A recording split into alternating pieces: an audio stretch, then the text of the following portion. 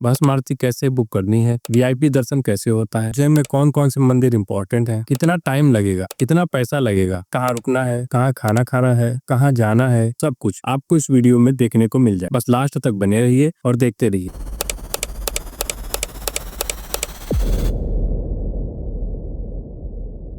उज्जैन मध्य प्रदेश के सेंट्रल में स्थित उज्जैन भारत के सबसे प्राचीन और ऐतिहासिक शहरों में से एक है, जो कि शिप्रा नदी के तट पर महान कवि कालिदास की नगरी उज्जैन है। महाकालेश्वर ज्योतिर्लिंग एकमात्र दक्षिणमुखी ज्योतिर्लिंग मंदिर है जो स्वयं से प्रकट हुआ है। हिंदू धर्म में उज्जैन को मोक्ष प्रदान करने वाली 7 शहरों में से एक माना जाता है। यहाँ हर 12 साल में सिंहस्थ महाकुंभ मेला लगता है, जिसमें लाखों श्रद्धालु शिप्रा नदी में पवित्र स्नान करते हैं। अब बात करते हैं कि उज्जैन में कौन कौन से मंदिर इंपॉर्टेंट है। तो इसके लिए पहला नंबर पर तो महाकालेश्वर मंदिर है, जो कि इतना भव्य और इम्पोर्टेंट है। दूसरे नंबर पर आता है काल भैरव मंदिर। काल भैरव मंदिर यहाँ पर भगवान को प्रसाद के रूप में शराब चढ़ाया जाता था। कुछ समय से इस शहर में शराब बेचना बंद है, इसलिए यदि आप यहाँ पे शराब चढ़ाना चाहते हैं तो आप अपने शहर से जब भी आएँ तो आप वहाँ से शराब ला के बाबा भैरवनाथ को आराम से वहाँ पे प्रसाद के रूप में शराब चढ़ा सकते हैं और प्रसाद ग्रहण भी कर सकते हैं। दूसरा हरसिद्धि मंदिर। हरसिद्धि मंदिर यह मंदिर 51 शक्तिपीठों में से एक है, जहाँ माता सती की कोहनी गिरी थी। चौथा चिंतामण गणेश मंदिर।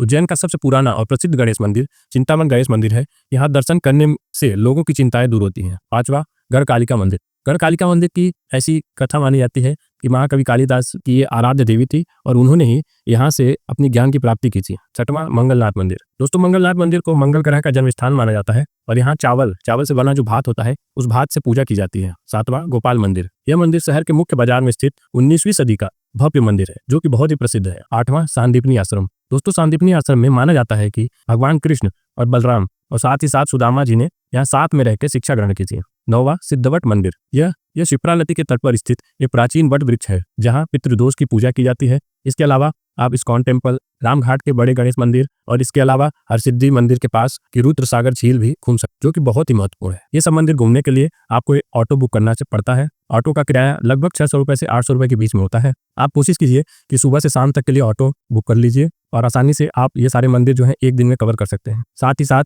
आप तारामंडल घूम सकते हैं। तारामंडल के अलावा आप चाहो तो और बाकी सारी जगह 2 दिन में आसानी से कवर कर सकते हैं। यदि आप ऑटो नहीं चाहते तो आप स्वयं भी ई रिक्शा या ऑटो से 20 या 30 रुपए देके एक जगह से दूसरी जगह आसानी से जा सकते हैं। बस इसमें थोड़ा टाइम लगता है, इसलिए ऑटो बुक करना ज़्यादा सुविधामय होता है। अब यदि बात करें कि कितना टाइम लगता है, तो यदि आप उज्जैन के हर एक मंदिर को अच्छे से कवर करना चाहते हो तो आप 2 दिन का समय लेकर आइए, आप आसानी से हर मंदिर को कवर कर सकते हैं। अब बात करते हैं मंदिर के टाइमिंग की। तो मंदिर सुबह 4 बजे खुलता है, जिसके बाद भस्म आरती शुरू होती है। भस्म आरती का समय सुबह 4 बजे से 6 बजे का रहता है, जिसके जस्ट बाद ही अद्योदय आरती स्टार्ट होती है, जो कि 7 से 7:30 के बीच होती है। फिर उसके बाद भोग आरती होती है, जो कि सुबह 10 से 10:30 के बीच होती है। फिर सीधे संध्या आरती होती है, जो कि सबसे इंपॉर्टेंट होता है, और वह होता है सायं 5 बजे से 5:30 के बीच। और महाकाल की जो भव्य आरती होती है वह 7 बजे से 7:30 के बीच में होती है। और साथ ही एक शयन आरती होती है, जो मंदिर बंद करने से पहले 10 बजे से 10:30 बजे के बीच में होती है और 11 बजे मंदिर बंद कर दिया जाता है। दोस्तों, बात करते हैं भस्म आरती की। अप्रैल 2026 से भस्म आरती के ऑनलाइन बुकिंग नियमों में बदलाव लाया गया है।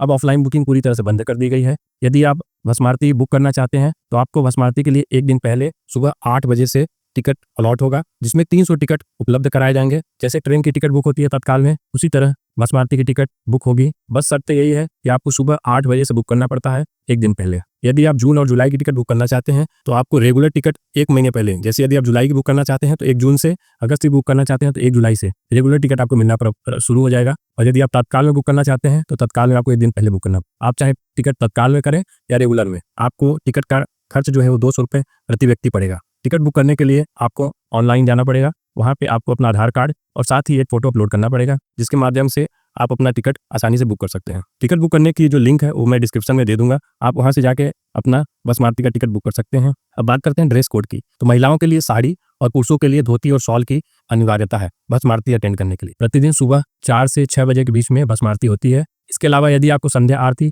और शयन आरती की टिकट बुक करनी है तो उसका भी टिकट आप बुक कर सकते हैं, जो कि ऑनलाइन बुक होता है और इसका शुल्क 250 रुपये है। ऑनलाइन बुकिंग की लिंक डिस्क्रिप्शन में दी है, आप वहां से सारे टिकट बुक कर सकते हैं। अभी यदि बात करते हैं दोस्तों वीआईपी एंट्री की, तो सामान्यतः वीआईपी दर्शन के लिए 250 रुपये का टिकट और गर्भगृह के अंदर जाने के लिए 750 रुपये का शुल्क निर्धारित किया गया है। पारंपरिक नियम के हिसाब से महिलाएं भस्म आरती के दौरान गर्भगृह के अंदर शामिल नहीं हो सकती हैं और साथ ही साथ शनिवार, रविवार और सोमवार को गर्भगृह के अंदर जाना सबके लिए निषेध है, बंद कर दिया गया है। बात करते हैं उज्जैन में कब आना चाहिए। उज्जैन में अक्टूबर से मार्च सर्दियों का मौसम सबसे अच्छा माना जाता है। अब बात करते हैं इंपॉर्टेंट टाइम की। तो सावन में जुलाई से सितंबर का जो महीना होता है वो बाबा महाकाल की सवारी के लिए निकलती है, जो कि कभी मिस नहीं करना चाहिए। दूसरा, महाशिवरात्रि, जो कि फरवरी और मार्च के महीने में होता है। इसके आसपास बहुत ही आध्यात्मिक माहौल रहता है उज्जैन में। तीसरा, कार्तिक मेला, जो कि लगभग नवंबर और दिसंबर के समय में होता है। उस समय भक्तों का भीड़ बहुत ज्यादा होता है और हर जगह जो है वो भक्तिमय होता है। अब सवाल आता है कि कब नहीं आना चाहिए। पहला तो गर्मियों में, अप्रैल से जून का जो महीना होता है उस समय यहाँ का तापमान लगभग 40 डिग्री सेल्सियस के ऊपर चला जाता है।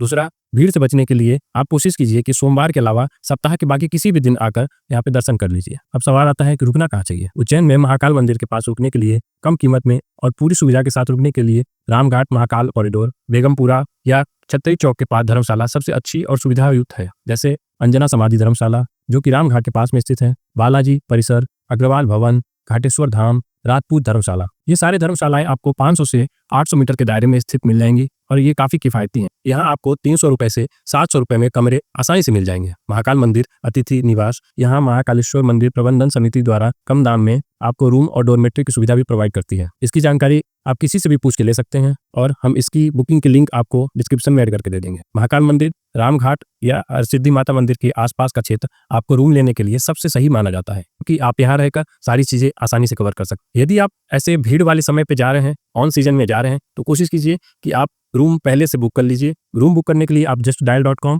या makeMyTrip.com से बुकिंग कर सकते हैं और अपना रूम पहले से ही व्यवस्थित कर सकते हैं। उज्जैन महाकाल मंदिर और रामघाट के पास यदि आप कोशिश करते हैं अच्छे से अच्छा रेस्टोरेंट ढूंढने का, तो Sudama restaurant, Shivam restaurant, Damruwala restaurant और श्री गंगा जैसे उत्तम और शुद्ध शाकाहारी पौष्टिक भोजन आपको आसानी से मिल जाते हैं। यदि आप नाश्ता और मिठाई के लिए सोच रहे हैं तो आपके पास एक ऑप्शन है अपना स्वीट्स, जहाँ पे जाके आप नाश्ता आसानी से कर सकते हैं। उज्जैन के महाकालेश्वर मंदिर में भक्तों के लिए निःशुल्क भोजन की भी उत्तम व्यवस्था है। मंदिर समिति द्वारा संचालित अन्य क्षेत्र में प्रतिदिन हजारों श्रद्धालु सुबह 11 बजे से रात 11 बजे तक चलने वाले नॉन स्टॉप भंडारे में लगभग 50,000 से अधिक लोग भोजन की सुविधा लेते हैं। भंडारे का टिकट आपको दर्शन करने के बाद एग्जिट के टाइम पे आप काउंटर से फ्री में ले सकते हैं। बात करते हैं कितना पैसा लगेगा, तो रूम का किराया लगभग 500 से 600 रुपए पर पर्सन लगता है। खाने का खर्च आपका लगभग 400 से 500 रुपए होता है। घूमने का खर्चा आपका लगभग 400 रुपए होता है पर पर्सन के हिसाब से। तो टोटल खर्च आपका 1300 से 1400 रुपए आता है, जिसमें आप आसानी से पूरा उज्जैन घूम सकते हैं। अब अगर आपको कोई सवाल हो तो कमेंट बॉक्स में पूछ सकते हैं, जल्द से जल्द आपको जवाब मिलेगा। अब हम दोस्तों यहाँ से डायरेक्ट जाएंगे ओमकारेश्वर और दर्शन करेंगे दूसरे ज्योतिर्लिंग, जो कि है ओमकारेश्वर महाराज की। बाकी की जानकारी के लिए आप इस चैनल को सब्सक्राइब करें, वीडियो को लाइक करें और अगली वीडियो देखने के लिए कमेंट में लिखें जय Shri Mahakal. Witness the sacred fire at Mahakaleshwar and feel the breath of 1,000 years on the banks of the Shipra, a city that never sleeps yet holds the peace of the ages. Discover your moment in the heart of forever.